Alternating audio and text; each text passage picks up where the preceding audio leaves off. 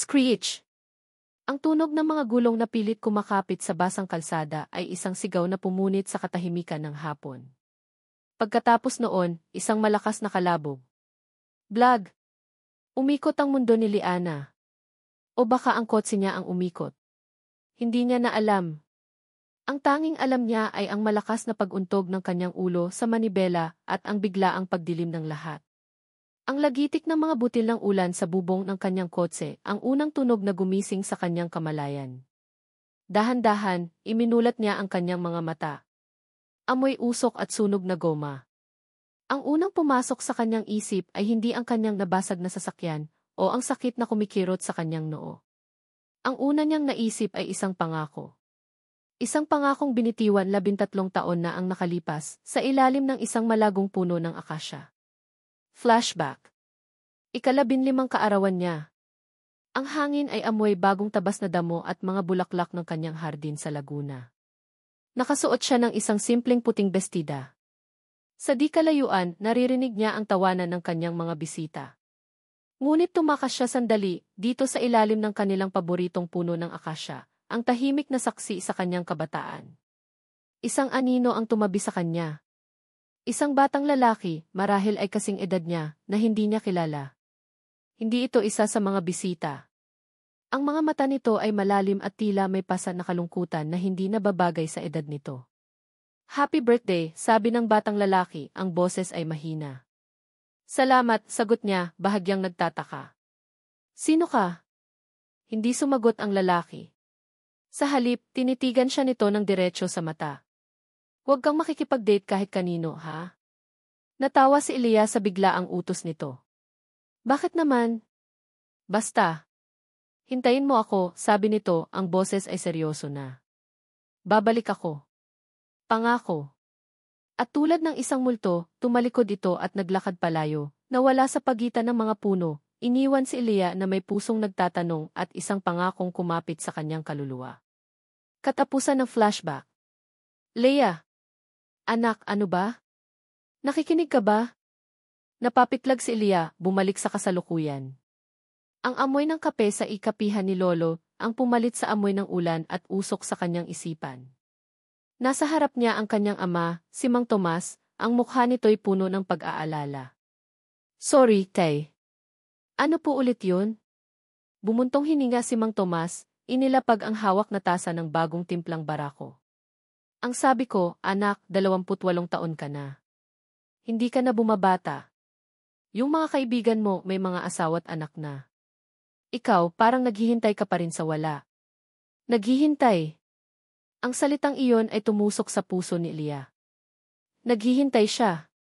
Sa loob ng 13 taon, lahat ng manliligaw niya ay binigo niya. Lahat ng pagkakataon ay pinalampas niya. Dahil sa isang pangakong binitiwan ng isang estranghero sa ilalim ng puno ng akasya. Anak, si Anton de Villa, pagpapatuloy ng kanyang ama, ang boses ay mas malumanay na. Mabait na bata. Masipag. Mayaman. At higit sa lahat, gusto ka niya. Bigyan mo man lang sana ng pagkakataon. Si Anton. Ang perpektong kikandidato. Guwapo, maginoo at tagapagmana ng isang malaking kumpanya. Ngunit sa tuwing tinitingnan ni Elia ang mga mata ni Anton, wala siyang makita. Walang misteryo. Walang kalungkutan. Walang pangako. Pag-iisipan ko po, Tay, sagot na lang niya para matapos na ang usapan. Tumayo siya. May kailangan lang po akong i-deliver sa bayan. Babalik din po ako kaagad. Mag-iingat ka, sabi ng kanyang ama. Parang ulan. At tama nga ito. Habang nasa kalagitnaan siya ng daan, bumuhos ang malakas na ulan. Ang daan ay naging madulas. Sa isang kurbada, isang motorsiklo ang biglang sumulpot mula sa kabilang direksyon. Para iwasan ito, kinabig ni Elia ang manibela. At doon nangyari ang lahat.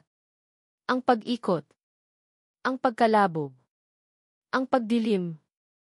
Nang imulat niya ang mga mata, naroon na naman siya. Sa gitna ng kalsada, sa loob ng kanyang wasak na kotse, ang ulan ay patuloy na humahampas. Pilit niyang binuksan ang pinto. Hirap pero nagawa niya. Habang paika-ikang lumalabas, nakita niya ang lalaking nagmamaneho ng motorsiklo. Nakatayo na ito, tila hindi naman gaanong nasaktan. Ang motorsiklo nito, na ginagamit para sa delivery, ay nakahandusay sa kalsada, ang mga paninda nito ay nagkalat. Nagsimulang maglakad palapit ang lalaki sa kanya. Nakasuot ito ng kupas na t-shirt at maong. Ang mga braso nito ay matipuno, halatang sanay sa mabibigat na gawain. Ang buhok nito ay basa at tumutulo. Isa siyang ordinaryong manggagawa. Ngunit nang magtama ang kanilang mga mata, huminto ang paghinga ni Ilya.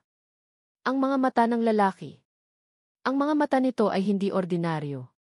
Ang mga ito ay malalim, puno ng isang kalungkutan na tila matagal nang dinadala, at may isang kislap ng pagkakilala. Isang pamilyar na pakiramdam ang biglang bumalot kay Ilya. Lumapit ito sa kanya, ang mukha ay puno ng pag-aalala. Ang bawat hakbang niya ay mabigat, ngunit may dignidad. "Miss, ayos ka lang ba?" tanong nito. Ang boses niya, bahagyang magaspang, ngunit mailambing. Dahan-dahan itong umabot para alalayan siya. At nang magdikit ang kanilang mga balat, ang kanyang malamig na braso at ang magaspang ngunit mainit nitong kamay, isang kuryente ang biglang dumaloy sa buong katawan ni Ilya. Napatingin siya muli sa mga mata nito. Sa ilalim ng malakas na buhos ng ulan, sa gitna ng nagkalat na bubog at yero, tila huminto ang mundo. Ang tunog ng ulan, ang sirena ng pulis na paparating, ang mga busina ng ibang sasakyan, lahat ay naglaho. Tanging ang titig lamang nila sa isa't isa ang natira.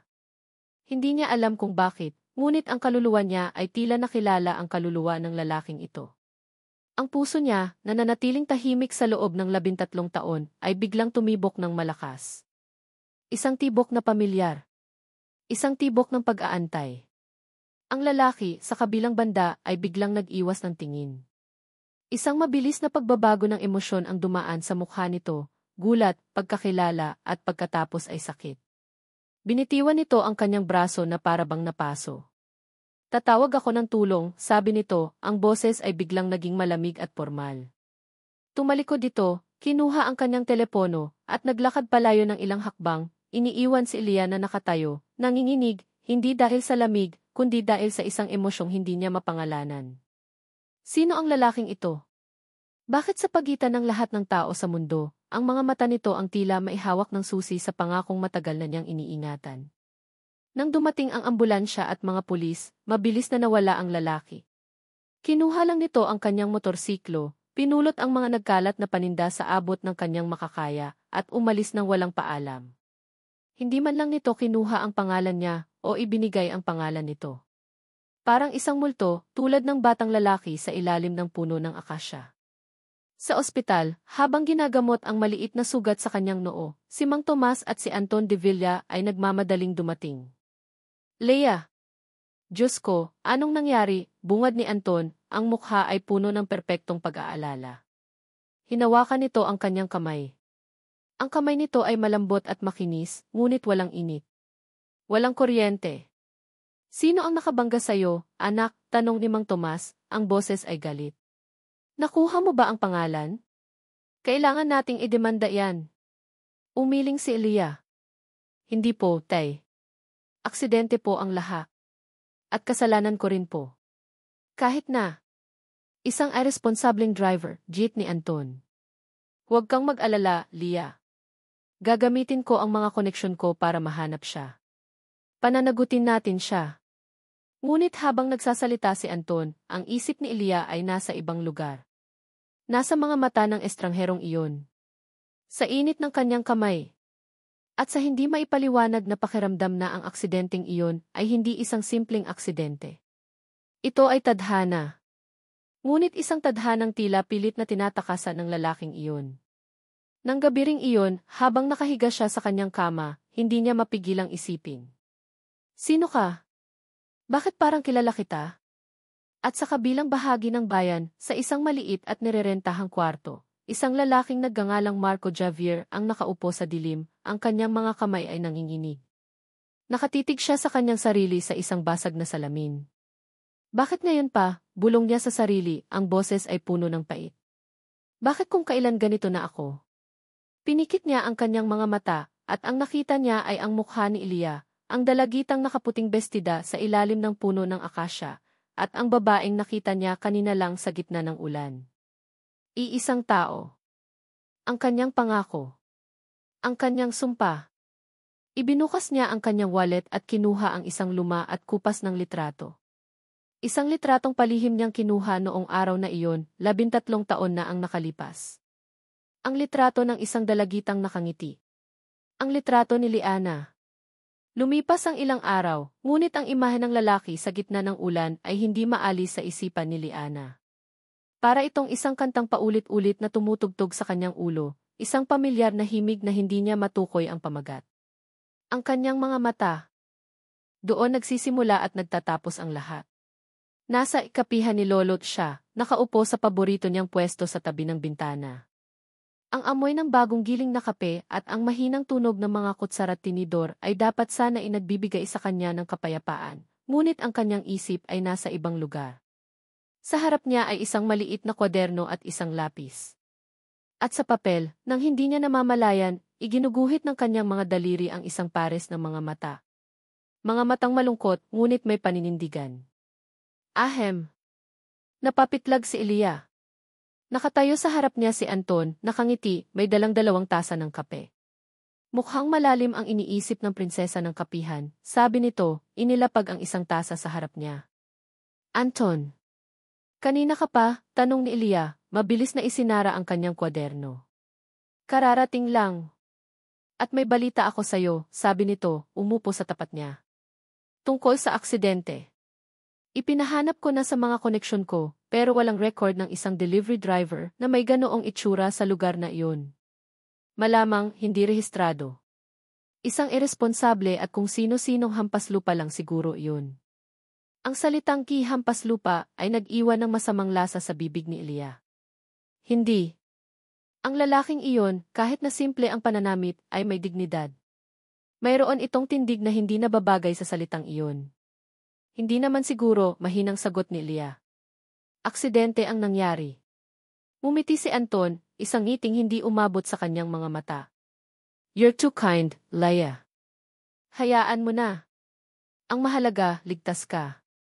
At para hindi ka na ulit maaksidente, ako na ang magiging personal driver mo simula ngayon. Tumawa si Elia, isang pilit na tawa. Hindi na kailangan, Anton. Okay na ako. Ngunit sa loob-loob niya, mas gusto pa niyang maglakad kaysa makasama sa kotse nito araw-araw. Sa mga sumunod na araw, si Elia mismo ang naghanap. Binalikan niya ang lugar ng aksidente, nagbabaka sakaling may naiwang bakas. Nagtanong-tanong siya sa mga tindahan sa malapit. May nakita po ba kayong isang lalaking nagde-deliver ng paninda? Nakasemplang po ang motor niya noong isang araw. Ngunit lahat ay umiling. Ang lalaki ay parang isang bula na bigla na lang naglaho. Habang tumatagal, lalo siyang naguguluhan. Bakit niya ito hinahanap? Dahil ba sa aksidente? O dahil sa isang pakiramdam na hindi niya maipaliwanag, isang koneksyon na nararamdaman niya sa kaibuturan ng kanyang kaluluwa? Isang tanghali, pagod at halos nawawalan na ng pag-asa, nagpasya siyang kumain sa isang maliit na karinderya sa bayan bago umuwi. Umorder siya ng kanin at sinigang at naupo sa isang sulok. Habang kumakain, isang delivery truck ng tubig ang huminto sa tapat. Isang lalaki ang bumaba mula rito. Nakatakod ito. Ang likod nito ay malapad, ang mga braso ay matipuno habang binubuhat ang isang malaking galon ng tubig. May pamilyar sa kilos nito sa paraan ng paghakbang nito. Pumasok ito sa karinderya. Aling nena, heto na po yung tubig nyo. Ang boses. Nabitawan ni Elia ang kanyang kutsara. Ang tunog nito sa plato ay tila isang sigaw sa tahimik na lugar. Dahan-dahan siyang lumingon. At ang lalaki na narinig ang kalansing ay lumingon din. Ang kanilang mga mata ay muling nagtagpo. Ito na naman. Ang paghinto ng mundo. Ang pagbilis ng tibok ng kanyang puso. Ang lalaki mula sa aksidente. Ang lalaking may mga matang hindi niya makalimutan. Nakatayo ito roon, hawak ang isang asul na galon ng tubig, ang mukha ay isang perpektong larawan ng gulat. Ang kanyang mga mata ay nanlaki at ang kanyang mga labi ay bahagyang bumukas. Nakita siya. Nakilala siya. Sa pagkakataong ito, walang ulan na mapagtataguan. Walang kaguluhan ng isang aksidente para takasan. Silang dalawa lang, sa gitna ng isang ordinaryong karinderya, sa isang ordinaryong tanghali, sa isang hindi ordinaryong pagtatagpo. Para kay Leah, ito ay isang sagot sa kanyang mga tanong. Isang himala. Ngunit para sa lalaki, ito ay isang bangungot. Ang pagkatulala sa mukha nito ay napalitan ng panik. Sa kanyang pagkabigla, nawala sa isip niya ang bigat ng kanyang dala. Ang kanyang mga daliri ay bumitaw. Ang malaking galon ng tubig ay nahulog mula sa kanyang mga kamay. Blag! Ang nakabibinging tunog ng pagbagsak nito sa sementadong sahig ay umalinggaw sa buong lugar, kasabay ng pagsambulat ng tubig. Lahat ng tao sa karinderya ay napatingin sa kanila. Nahuli siya. Na-corner. Walang matatakbuhan. Para kay Marco Javier, ang oras ay huminto sa sandaling bumagsak ang galon ng tubig mula sa kanyang mga kamay. Ang tunog ng pagbasag at ang pagsambulat ng tubig ay parang galing sa malayo. Ang tanging malinaw sa kanya ay ang mukha ng babae sa harap niya. Si Liana. Hindi siya nagkamali. Ang babaeng nakita niya sa aksidente. Ang babaeng laman ng kanyang mga panaginip sa loob ng 13 taon. Ang kanyang pangako. Ang kanyang sumpa. At ngayon, natagpuan siya nito. Sa isang ordinaryong karinderya. Habang siya ay mukhang basahan, amoy pawis, at nagbubuhat ng tubig para lang kumita ng ilang daang piso. Ang kahihiyan ay isang mainit na likidong umakyat mula sa kanyang tiyan hanggang sa kanyang lalamunan. Gusto niyang maglaho. Gusto niyang lamunin siya ng lupa. Marco! Ano ka ba namang bata ka? Tignan mo ang ginawa mo. Ang sigaw ni Aling Nena, ang may-ari ng karinderya, ang bumasag sa kanyang pagkakatulala. Lahat ng mata ay nasa kanya. Nakayuko, nandidiri, nagbubulungan. Sayang ang tubig, sabi ng isa. Tanga-tanga kasi, sabi naman ng isa pa. Bawat salita ay isang karayom na tumutusok sa kanyang pagkalalaki. Nagsimula siyang gumalaw, kinuha ang basahan sa isang tabi, handang linisin ang gulo na siya mismo ang may gawa. Teka lang po, Aling Nena, isang malambing na boses ang narinig niya. Huwag niyo po siyang sigawan. Ako po ang may kasalanan. Napatingala si Marco. Nakatayo si Leah sa harap niya, nakaharap kay Aling Nena. Ipinagtatanggol siya nito. Ang babaeng dapat niyang protektahan ay siya ngayong nagpoprotekta sa kanya mula sa mga mapanghusgang mata ng mundo. Mas lalo lang sumidhi ang kahihiyan niya. Paano naging kasalanan mo, Hija? Tanong ni Aling Nena. Nagulat po siya sa akin. Ako po, yung nakaaksidente sa kanya noong isang araw, paliwanag ni Leah, ang boses ay puno ng sinseridad.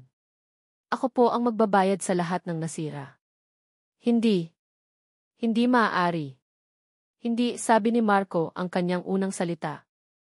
Ang boses niya ay magaspang at halos hindi lumabas. Ako ang magbabayad. Trabaho ko to, responsibilidad ko to. Humarap si Leah sa kanya, ang mga mata nito'y puno ng pag-aalala. Pero Miss, ako na ang bahala, mariin niyang sabi, iniiwasan ang kanyang mga mata. Yumuko siya at nagsimulang maglinis.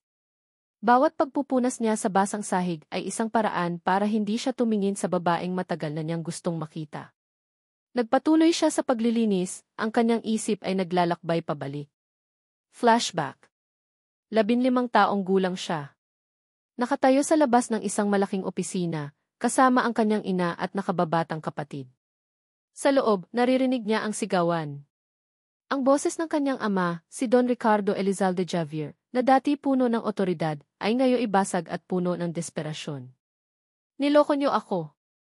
De Villa, traitor ka. Pagkatapos noon, isang malakas na kalabog. Pagbukas ng pinto, nakita niya ang kanyang ama, nakahando sa isasahig, hawak ang dibdib. Ang mukha ni Enrique de Villa, ang ama ni Anton, ay malamig at walang emosyon.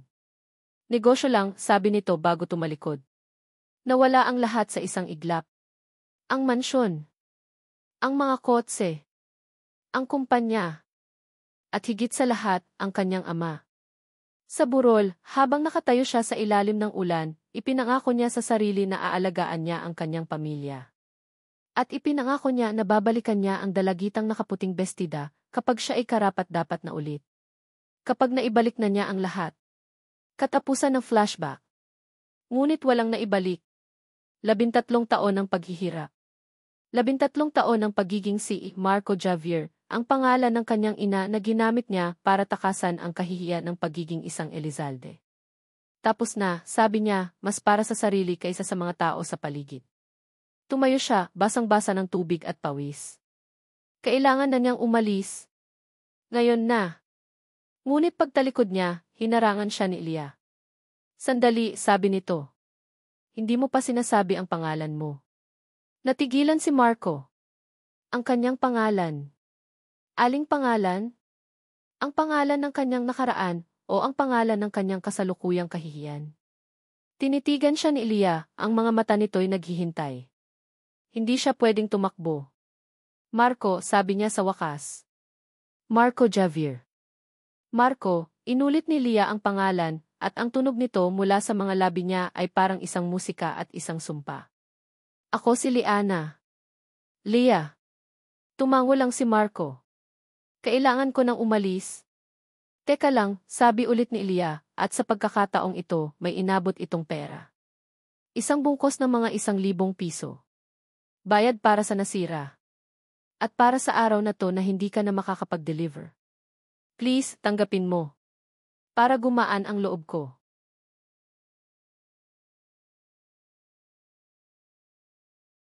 Tumingin si Marco mula sa pera patungo sa mukha ni Ilya. Ang pera. Ang simbolo ng lahat ng nawala sa kanya. At ngayon, inaalok ito sa kanya ng babaeng gusto niyang bigyan ng buong mundo. Inaalok sa kanya na parang isang limos. Ang pride, ang tanging bagay na natira sa kanya, ay biglang sumiklab. Ang lambot sa kanyang mga mata ay nawala, napalitan ng isang pader na gawa sa yelo. Hindi ko kailangan ng pera mo, sabi niya, ang boses ay malamig at matalim. Hindi niya hinintay ang sagot nito. Mabilis siyang tumalikod at naglakad palabas ng karinderya. Iniwan si Ilya na nakatayo roon, ang kamay ay nakaunat pa rin, hawak ang perang tinanggihan niya. Hindi siya lumingon kahit na narinig niya itong sumigaw. Marco. Ang pagtawag nito sa kanyang pangalan ay isang matamis na kirot na tumusok sa kanyang likod, ngunit nagpatuloy lang siya sa paglakad. Ang pagtanggi ni Marco sa kanyang pera ay mas masakit pa kaysa sa mismong aksidente. Hindi iyon isang simpleng pagtanggi, iyon ay isang pader. Isang malinaw na mensaheng nagsasabing, huwag kang lumapit. Ngunit imbes na panghinaan ng loob, isang kakaibang katigasan ng ulo ang umusbong sa puso ni Liana. Hindi na ito tungkol sa isang lumang pangako o isang misteryosong estranghero.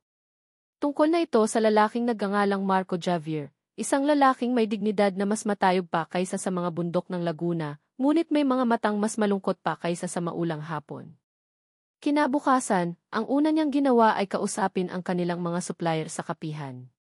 Manong Roger, yung kumpanyang nagde-deliver ng purified water, kilala niyo po ba? Tanong niya sa matagal na nilang taga-supply ng mga itlog.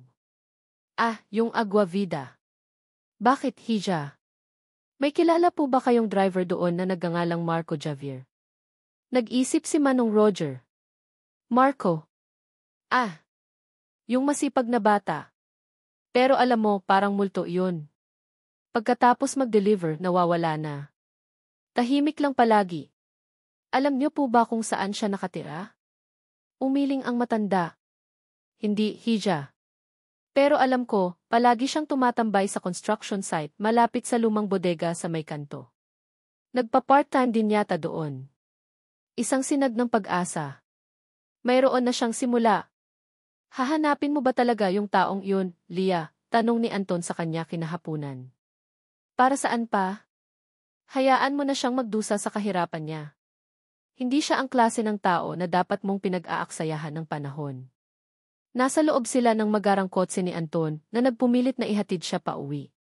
Ang bawat salita nito ay parang isang insulto sa dignidad ni Marco. Hindi mo siya kilala, Anton. At ikaw, kilala mo ba siya, ganti ni Anton. Leah, be realistic. We belong to a different world. Hindi natin kailangang bumaba sa level nila. Hindi na lang umimik si Leah. Ngunit sa kanyang isip, mas lalo siyang naging determinado. Anong mali sa pagiging isang manggagawa? Ang kanyang lolo, na nagtayo ng kanilang kapihan, ay nagsimula bilang isang simpleng magsasaka ng kape. Ang tunay na halaga ay wala sa yaman. Kinabukasan, pinuntahan niya ang construction site na sinabi ni Manong Roger. Mula sa kanyang kotse, nakita niya ito. Si Marco. Nakasuot ng puting sando na basang-basa ng pawis, nagbubuhat ng mga sako ng semento. Ang bawat kalamnan sa kanyang braso ay nagpapakita ng bigat ng kanyang trabaho. Ang araw ay nakatutok sa kanyang balat, ngunit patuloy lang siya. May isang klase ng kagandahan sa kanyang kasipagan, isang anyo ng sining sa kanyang pagpapagal. Bumaba si Leia ng kotse. Marco, sigaw niya. Narinig siya nito. Tumingin ito sa kanyang direksyon. Sa isang saglit, natigilan ito. Ngunit nang makita nito kung sino siya, ang kanyang mukha ay nagpakita ng panik. Mabilis itong tumalikod, pumasok sa loob ng ginagawang gusali, at naglaho sa gitna ng mga trabahador. Napabuntong hininga si Elia. Ayaw talaga nitong magpakita. Kailangan niya ng ibang paraan. Isang paraan na hindi nito matatanggihan. At alam na niya kung ano iyon. Kinagabihan, hindi siya umuwi kaagad. Nanatili siya sa kusina ng kapihan ni Lolo at nagluto. Inihanda niya ang paborito niyang lutuin, ang espesyal na kaldereta ng kanilang pamilya. Inilagay niya ito sa isang malinis na food container, kasama ang mainit na kanin. Gamit ang address na nakuha niya mula sa kumpanya ng tubig, pagkatapos ng mahabang pakiusapan at pagpapakilalang siya ang may-ari ng isa sa kanilang pinakamalaking kliyente, nagpunta siya sa isang simpleng apartment complex sa bayan. Ang lugar ay hindi marangya, ngunit malinis. Kumatok siya sa pinto ng unit ni Marco. Isang batang babae, marahil ay nasa high school, ang nagbukas. Kamukha ito ni Marco. Hello po, sabi ng dalagita. Hi. Nandyan ba si Kuya Marco mo? Tanong ni Leia, medyo kinakabahan. Wala po. Nasa trabaho pa. Sino po sila? Ah, kaibigan niya ako. Liana, sabi ni Leia, sabay abot ng daladala. Pakibigay na lang sa kanya, ha? Pagkain. Para sa hapunan niya. Nag-aalangang kinuha ng dalagita ang container. Salamat po. Walang anuman. CJ. Tumalikod na si Leia, ang puso niya ay mas magaan. Kahit hindi niya ito nakausap, mayroon siyang nagawa. Isang maliit na paraan para sabihing, nag-aalala ako. Habang papalabas siya ng eskinita, isang pamilyar na kotse ang huminto sa kanyang harapan. Bumaba mula rito si Anton, ang mukha ay nakangiti, ngunit ang mga mata ay malamig. Leia, I was so worried. Hindi ka sumasagot sa mga tawag ko. Sinundan ko na ang gigs ng phone mo, sabi nito. Ano nang ginagawa mo sa lugar na to? Bago pa man makasagot si Leia, nakita ni Anton ang anino ng dalagitang kapatid ni Marco sa may pinto, hawak ang food container na iniwan niya. Ang ngiti sa mukha ni Anton ay bahagyang kumupas. Halika na, iuwi na kita, sabi nito, ang boses ay formal. Binuksan nito ang pinto ng kotse para sa kanya. Pumasok si Leia, pagod na para makipagtalo. Ngunit bago isara ni Anton ang pinto, sumulyap ito pabalik sa apartment ni Marco. Ang ngiti nito ay tuluyang naglaho. Sa ilalim ng madilim na ilaw ng poste, ang mukha ni Anton de Villa ay nagpakita ng isang emosyong hindi pa nakikita ni Leia kailanman. Isang nakakakilabot na galit. Pagod. Ito ang unang salitang pumapasok sa isip ni Marco pag-uwi niya ng bahay. Pagod ang kanyang mga braso mula sa maghapong pagbubuhat. Pagod ang kanyang mga binti mula sa maghapong paglalakad at pag-akyat. At higit sa lahat, pagod ang kanyang isip sa kakaisip sa isang babaeng hindi dapat para sa kanya. Kuya, nandito ka na pala, salubong sa kanya ng kapatid niyang si Maya, ang mukha nito'y masaya. May naghatid ng pagkain para sa'yo kanina. Napakunot ang noo ni Marco. Sino? Isang magandang babae, kuya. Sabi niya, Liana daw ang pangalan niya.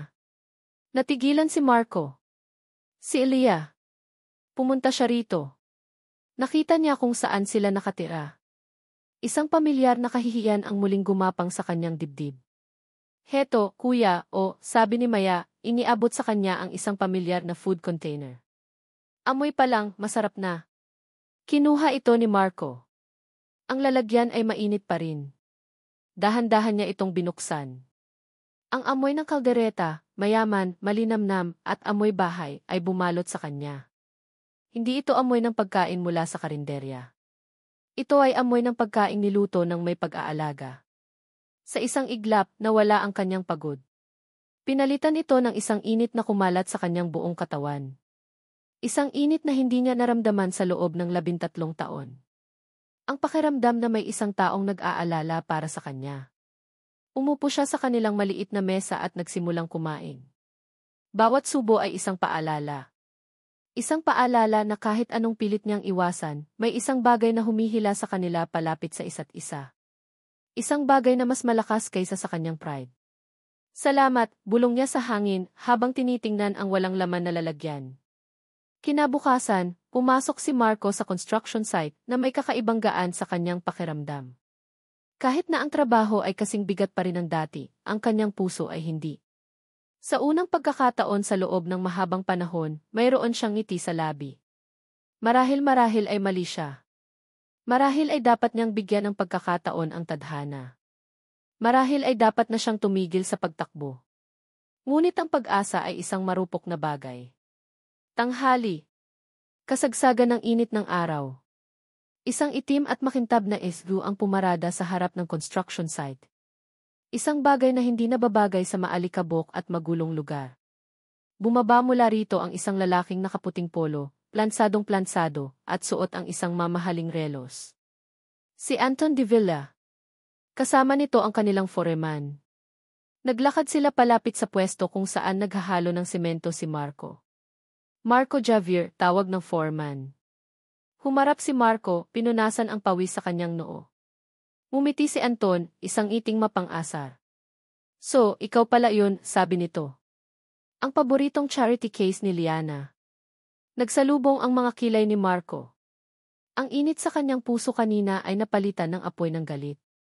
M.F. de Villa, pagpapatuloy ng foreman, na tila naiilang ang bagong investor ng proyektong ito. Ngayon, naintindihan na ni Marco. May isang patakaran lang ako sa lahat ng proyekto ko, sabi ni Anton, ang boses ay kalmado ngunit puno ng pagbabanta. Ayoko ng mga taong may sabit. Ayoko ng mga irresponsableng driver na nananakit ng mga babae, lalo na kung ang babaeng iyon ay malapit sa akin. Aksidente ang nangyari, mariing sabi ni Marco.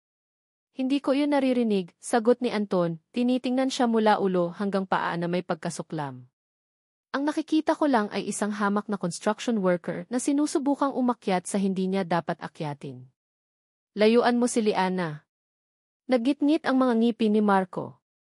Ang kanyang mga kamay ay kumuyom sa gilid. Wala kang karapatang sabihin sa akin yan.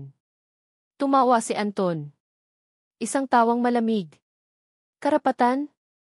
Iho, sa mundong ito, ang pera ang nagbibigay ng karapatan. At sa ngayon, ako ang may hawak ng pera dito. Lumingon ito sa foreman. Sibakin mo na to, ayokong makita ang pagmumukha niya rito bukas. Pero, Sir D. Protesta ng foreman. Masipag po si Marco. Hindi ako nagtatanong ng opinyon mo. Ginagawa ko lang ang utos ko, sabi ni Anton bago muling bumaling kay Marco. Good luck sa paghahanap ng bagong trabaho. Siguraduhin kong malalaman ng lahat ng construction site sa Laguna ang pangalan mo. Isang huling mapanuyang ngiti ang ibinigay nito bago tumalikod at sumakay sa kanyang magarang kotse. Iniwan si Marco na nakatayo roon, nanlalamig, walang trabaho, at puno ng kahihiyan sa harap ng kanyang mga katrabaho. Ang pag-asa na naramdaman niya kagabi ay biglang naging abo. Si Elia. Ang pagpunta niya. Ang pagkain. Hindi iyon pag-aalala. Iyon ay awa.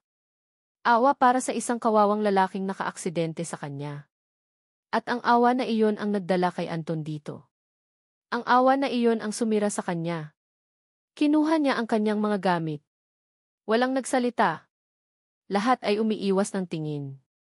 Naglakad siya palabas ng construction site, dala-dala ang bigat ng buong mundo sa kanyang mga balikat. Ngayon, sigurado na siya. Hindi sila para sa isa't isa. Ang kanilang mga mundo ay hindi kailanman magtatagpo. Siya ay isang anino at si Elia ay ang araw. At kapag sinusubukan ng anino na lumapit sa araw, ito ay nawawala. Hawak ang malinis na food container na dala niya, naglakad siya patungo sa isang lugar. Sa kapihan ni Lolo. Nakita niya si Elia sa counter, nakangiti habang nag-aabot ng sukli sa isang customer. Ang ngiting iyon, na minsang nagbigay sa kanya ng pag-asa, ay ngayon ay parang isang insulto. Naglakad siya palapit. Naramdaman ni Elia ang kanyang presensya at lumingon ito. Ang ngiti sa mga labi nito ay lumawak. Marco! Hindi siya umiti pabalik. Inilapag niya ang food container sa counter. Ang tunog nito ay malakas at walang laman. Salamat sa pagkain, sabi niya, ang boses ay kasing lamig ng yelo. Pero sa susunod, huwag mo nang ulitin. Naguluhan si Elia. Bakit? May problema ba? Tinitigan niya ito ng diretso sa mata, hinahayaan nitong makita ang lahat ng sakit at galit na nararamdaman niya. Hindi ko kailangan ng awa mo. Ang mga salitang hindi ko kailangan ng awa mo ay tumama kay Liana na parang isang malakas na sampal. Nanatili siyang nakatayo sa likod ng counter, hawak ang malamig at walang laman na food container, habang pinapanood si Marco na tumalikod at maglakad palabas ng kapihan. Bawat hakbang nito palayo ay isang pinto na isinasara sa kanya. Anong nangyari doon? Tanong ng isa sa mga barista niya. Umiling lang si Elia, walang masabi. Awa. Hindi awa ang naramdaman niya. Pag-aalala. Paghanga. Isang koneksyon na hindi niya maipaliwanag. Bakit hindi iyon makita ni Marco? Nang gabing iyon, hindi siya mapakali. Alam niyang may nangyari. Ang Marco na nakita niya kanina ay hindi ang Marco na nag-iwas ng tingin sa karinderya. Ang Marco na nakita niya kanina ay isang Marco na nasaktan ng malalim. At alam niya kung sino ang may kakayahang manakit ng ganoon. Kinabukasan, maaga siyang nagpunta sa opisina ni Anton de Villa. Ang gusali ay makabago at gawa sa salamin, isang testamento sa yaman at kapangyarihan ng pamilya de Villa. Leia! What pleasant surprise, bati ni Anton, tumayo mula sa kanyang malaking mesa para salubungin siya ng isang halik sa pisngi. Hindi gumanti si Elia. May kinalaman ka ba sa pagkawala ng trabaho ni Marco Javier? Diretsahan niyang tanong. Ang ngiti sa mukha ni Anton ay hindi nagbago, ngunit ang kanyang mga mata ay nanlamig. So, nalaman mo na pala. Yes. Did what I had to do, pinoprotektahan lang kita, Lia. Mula sa mga taong tulad niya. Pinoprotektahan? O sinusubukan mong kontrolin ang buhay ko? Ganti ni Lia, ang kanyang boses ay may diin. Anton, wala kang karapatan. Buhay niya iyon. Trabaho niya iyon. Ang tanging paraan niya para mabuhay. Tumawa si Anton. Leia, darling. Don't be so dramatic. It's just one job. Makakahanap din iyon ng iba. O baka naman hindi na, dagdag nito na may pahiwatig. Pero hindi iyan ang mahalaga. Ang mahalaga ay ikaw. Tayo. Lumapit ito sa kanya, hinawakan ang kanyang mga kamay. Nakausap ko na ang papa mo. Pumayag na siya. Itinakda na namin ang pamanhikan. Next month. Napaatras si Elia na parabang napaso. Ano? Hindi ako pumapayag. Wala ka ng pagpipilian, Lia, sabi ni Anton, ang boses ay kalmado ngunit may nakatagong bakal. This is for the best para sa pamilya natin. Para sa negosyo natin. It's a perfect match. Hindi ako isang business deal, Anton, sigaw ni Lia. At hindi ako magpapakasal sa isang taong kayang manira ng buhay ng iba para lang sa sarili niyang kapakanan. Tumalikod siya at nagmamadaling umalis, iniwan si Anton na may galit sa kanyang mga mata. Sa unang pagkakataon sa kanyang buhay, hindi na si Lia ang babaeng naghihintay. Siya na ngayon ang babaeng kumikilos. Kailangan niyang makausap si Marco. Kailangan niyang ipaliwanag ang lahat. At kailangan niyang humingi ng tawad. Pinuntahan niya ang apartment nito, ngunit sarado. Nagtanong siya sa mga kapitbahay. Nako, Hija, umalis na sila kaninang umaga lang. Pinalayas ng may-ari. Hindi na raw kasi nakakabayad ng upa. Gumuho ang puso ni Lia. Dahil sa kanya, nawalan ito ng trabaho. At ngayon, nawalan pa ito ng tirahan. Umuwi siya sa kanilang bahay, ang kanyang isip ay gulong-gulo. Paano niya hahanapin si Marco ngayon? Habang naglalakad siya sa kanilang hardin, napahinto siya sa ilalim ng malaking puno ng akasya. Ang puno ng pangako. Umupo siya sa ilalim nito, niyakap ang kanyang mga tuhod. At doon, umiyak siya. Anak! Ang boses ng kanyang ama, si Mang Tomas, ang gumising sa kanya. Umupo ito sa tabi niya. Tay, ayokong magpakasal kay Anton, sabi niya sa gitna ng kanyang mga hikbi. Bakit, anak? Dahil ba sa lalaking iyon? Ang construction worker na iyon? Tumango si Leah. May kakaiba sa kanya, tay. Isang bagay na hindi ko maipaliwanag. At si Anton may ginawa siyang masama. Ipinatanggal niya sa trabaho si Marco. Bumuntong hininga si Mang Tomas. Hinawakan nito ang kamay ni Leah. Anak, ang buhay ay hindi isang fairy tale. Hindi lahat ng kwento ay may happy ending. Minsan, kailangan nating maging praktikal. Pero, tay, paano kung siya na? Paano kung siya ang T? Hindi niya matuloy ang sasabihin. Paano kung siya ang lalaking hinihintay ko? Tinitigan ni Mang Tomas ang kanyang anak. Nakita niya ang sakit at determinasyon sa mga mata nito. At bilang isang ama, ang kaligayahan ng kanyang anak ang pinakamahalaga sa lahat.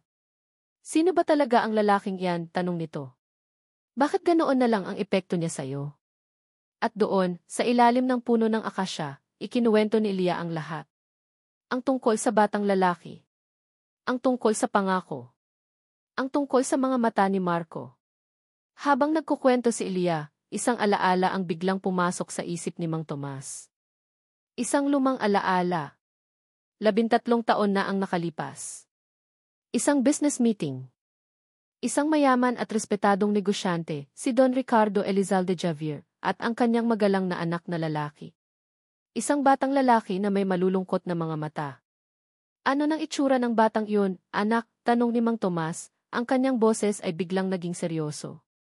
Hindi ko na po masyadong matandaan ang buong mukha niya, tay.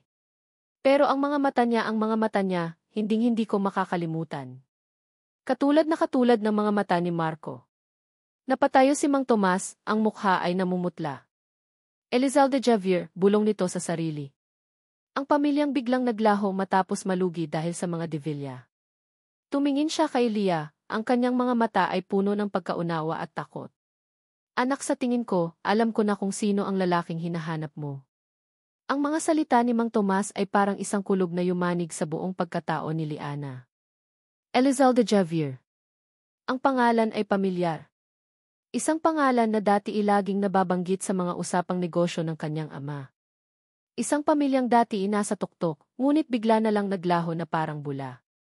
At ang dahilan? Ang mga Devilla. Hindi maaari, tay, bulong ni Leah, kahit na sa kanyang puso, ang lahat ng piraso ng palaisipan ay nagsisimula ng magkabit-kabit. Ang mga matang malungkot. Ang pride. Ang pag-iwas. Ang galit ni Anton. Lahat ay may dahilan. Si Marco ay hindi lang isang simpleng manggagawa. Siya ay isang prinsipeng nawalan ng kaharian. Kailangan natin siyang hanapin, anak, sabi ni Mang Tomas, ang kanyang boses ay puno ng determinasyon. Kailangan nating itama ang mali. Hindi na sila nagsayang ng oras. Ginamit ni Mang Tomas ang kanyang mga lumang kontak, nagtanong-tanong, at sa tulong ng tadhana, natagpuan nila kung saan lumipat sina Marco, sa isang maliit na paupahan sa kabilang bayan. Sa tulong ng isang dating empleyado ng mga Elizalde na nananatiling tapat sa kanila. Habang nasa daan, ang puso ni Leah ay kumakaripas. Ano ang sasabihin niya? Paano niya haharapin ang lalaking nasaktan niya nang hindi niya sinasadya? Ang lugar ay mas simple kaysa sa dati nilang tinitirhan. Ngunit nang kumatok sila sa pinto, isang pamilyar na init ang sumalubong sa kanila. Si Marco, kasama ang kanyang ina at kapatid, ay nakaupo sa isang maliit na mesa, nagsasalo sa isang simpleng hapunan. Isang pamilya, buo pa rin sa kabila ng lahat. Natigilan si Marco nang makita sila. Agad siyang tumayo, ang mukha ay nagpapakita ng gulat at pagtatanggap. Anong ginagawa ninyo rito? Marco, sabi ni Leah, ang kanyang boses ay nanginginig. Kailangan nating mag-usap. Wala na tayong dapat pag-usapan, matigas na sagot ni Marco. Meron, sabat ni Mang Tomas, humakbang palapit. Tungkol sa tatay mo, si Don Ricardo. At tungkol sa pamilya Devilla. Ang pagbanggit sa pangalan ng kanyang ama ay nagpabago sa ekspresyon ni Marco. Ang galit ay napalitan ng sakit. Sa gabing iyon, sa maliit na sala na iyon, lahat ng lihim ay nabuksan. Ikinuwento ni Mang Tomas ang kanyang nalalaman tungkol sa pagkakalugi ng mga Elizalde. At ikinuwento ni Marco, sa unang pagkakataon, ang bigat na dinala niya sa loob ng 13 taon. Ang kahihiyan. Ang galit. At ang pangakong binitiwan niya sa isang dalagita sa ilalim ng puno ng akasya, isang pangakong naging dahilan para siya lumaban at mabuhay, ngunit naging dahilan din para itago niya ang kanyang sarili. Kaya ako umiwas, pag-amin ni Marco, nakatingin kay Elia, ang kanyang mga mata ay puno ng luha. Dahil ang Marco na nakilala mo noon ay patay na. Ito na lang ang natira. Isang hamak na trabahador. Ayokong mahalin mo ako dahil sa awa o dahil sa isang lumang pangako. Gusto kong mahalin mo ako bilang si Marco Javier, kahit na wala akong maibibigay sa'yo. Lumapit si Elia sa kanya. Hinawakan niya ang magaspang nitong mga kamay. Marco, sabi niya, ang kanyang sariling mga luha ay dumadaloy na. Hindi ko minahal ang isang pangalan o isang alaala. Minahal ko ang lalaking may pinakamalungkot na mga mata pero may pinakamatatag na puso. Minahal ko ang lalaking nagbuhat ng semento sa ilalim ng araw, at ang lalaking tumanggi sa pera ko dahil mas mahalaga sa kanya ang dignidad. Minahal ko si Marco Javier. At mamahalin ko rin si Marco Elizalde Javier. Dahil iisa lang sila. Sa sandaling iyon, ang lahat ng pader sa pagitan nila ay gumuho. Kinabukasan, magkasama silang humarap kay Anton de Villa. Dala ang mga lumang dokumento na itinago ng ina ni Marco at ang testimonya ni Mang Tomas, hinarap nila ang kasinungalingan. Tapos na ang laro, Anton, sabi ni Marco, nakatayo ng tuwid, hindi na isang anino kundi isang taong buo ang pagkatao. Sa huli, sa takot na mabunyag ang lahat at masira ang kanilang pangalan, ang pamilya de Villa ay walang nagawa kundi ibalik ang lahat ng kinuha nila. Hindi ito isang away sa korte, kundi isang tahimik na pagsasauli, isang pag-amin sa pagkatalo. Ang pamanhikan ay nakansela. Ang T-perfect match ay nasira. Makalipas ang ilang buwan, sa ilalim ng parehong puno ng akasya, isang masayang pagtitipon ang naganap. Hindi ito isang granding kasalan, kundi isang simpleng salu-salo, kasama ang mga taong tunay na nagmamahal sa kanila. Nakatayo roon si Elia, suot ang isang simpleng puting bestida. At sa tabi niya, si Marco, hindi na nakasuot ng kupas na damit, ngunit hindi rin nakasuot ng isang mamahaling suit. Nakasuot lang ito ng simpleng barong, ngunit ang tindig niya ay mas matikas pa kaysa sa sinumang hari. Natupad na ang pangako ko, bulong ni Marco sa kanya. Bumalik na ako. Ngumiti si Elia. Hindi ka naman talaga umalis. Palagi kang nandito, sabi niya, itinuro ang kanyang puso. Ang tadhana ang nagtakda ng kanilang pagtatagpo.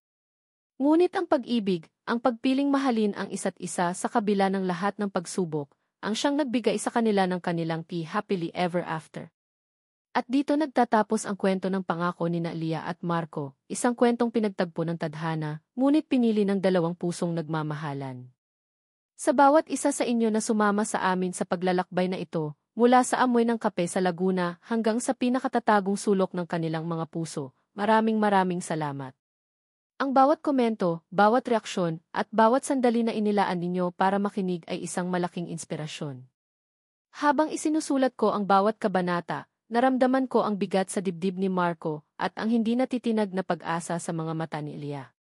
Ito ay isang paalala na ang buhay ay puno ng mga pagsubok, mga pagbagsak na hindi inaasahan. Ngunit higit sa lahat, ang kwentong ito ay tungkol sa dalawang mahahalagang bagay. Una, na ang tadhana ay maaaring magtakda ng ating mga pagtatagpo, ngunit nasa ating mga kamay pa rin ang kapangyarihang pumili. Pinili ni Elia na mahalin si Marco, hindi dahil sa isang lumang pangako, kundi dahil sa kung sino siya sa kasalukuyan. At pangalawa, na ang tunay na halaga ng isang tao ay hindi kailanman masusukat sa yaman, kundi sa tibay ng puso at sa dignidad na hindi kayang bilhin ng pera. Naway nag-iwan ito ng kaunting init at inspirasyon sa inyong mga puso. Kung may mga aral o damdamin kayong nais ibahagi mula sa kwento ni Elia at Marco, malugod ko itong babasahin sa ating comment section. Hanggang sa muli nating pagkikita sa